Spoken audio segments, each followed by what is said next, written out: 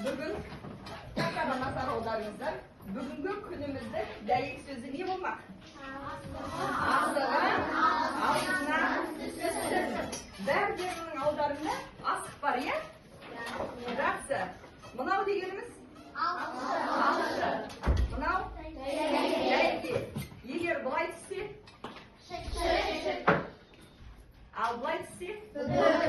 Жарайсыңдар. Осы бойынша біздің бүгін бағалауымызда осы болмақ. Көңілсізге осындай болмақ. Асықтары алшысынан түссін. Жақсы. Енді біз үлкен тарау өттік, е? Бүгін сол тараудың соңғы сабағы. Қандай тарау өттік, балалар? Мәдени мұра. Ендеше сол мәдени мұра бойынша бізде бәйге сұрақтар бар екен. Қазір кім шығады? Кім шығады тақтарын? Келе ғой. Тағы басқаларын. Келе ғой, тәңе.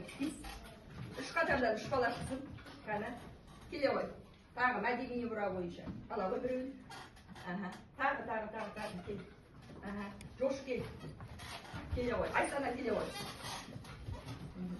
Ала ғой. Алыңдар. Бір асықтан аласыңдар. Бір-бірге. Тез, бәйге сұрақ болғасын, тез жауап беруіміз керек. Айтамын. Оқи бер.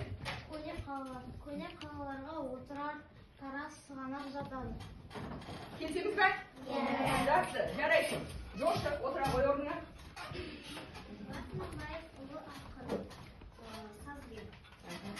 Абай Құнанбайұлы, ұлы ақын сазгер. Тағы да? Ол қай жердің тумасы? Шығыс Қазақстан облысы Семей ауданында Шыңғыстау өңірінде дүниеге келген. Жақсы, отыра ғой. Мақал мәтел.